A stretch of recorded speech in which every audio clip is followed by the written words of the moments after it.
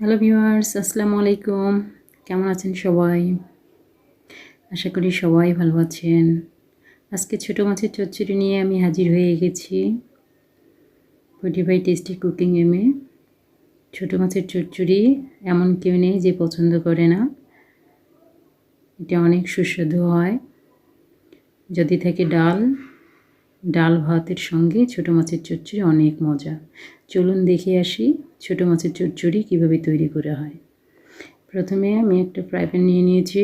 এখানে 2টি আলু কুচি দিয়ে দিয়েছি, 1 কাপ পেঁয়াজ দিয়ে দিয়েছি, সঙ্গে রসুন কুচি দিয়ে দিয়েছি 2টা, 1 চামচ লবণ স্বাদ মতো, হলুদ 1 চামচ, মরিচের গুঁড়ো দিয়ে দিয়েছি 1 চামচ, জিরা ধনিয়ার গুঁড়ো 1 চামচ, সরিষার তেল দিয়ে দিয়েছি আমি যতটুকু প্রয়োজন ততটুকু দিয়ে দিয়েছি। এখন এটা মাখে নেব। সব কিছু একসঙ্গে সুন্দরভাবে মাখে নেব।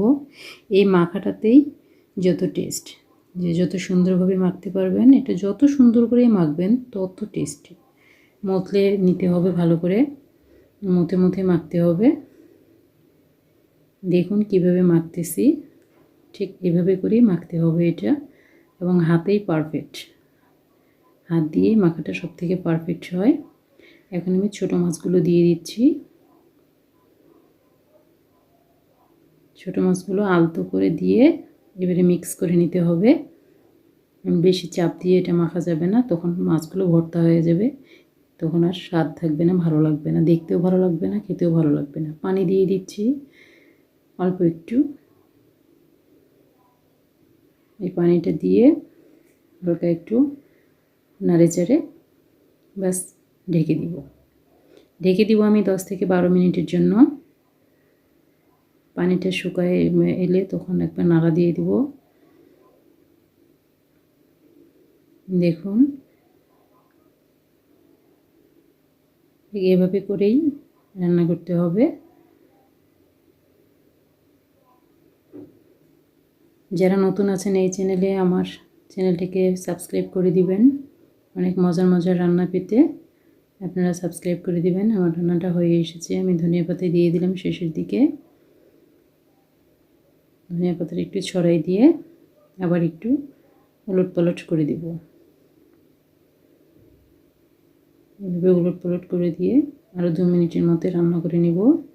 2 মিনিটের মতো রান্না করে নিলে যখন ভাজা হয়ে যাবে, তলায় লেগে আসবে, ঠিক তখনই বুঝতে হবে যে এটা হয়ে গেছে।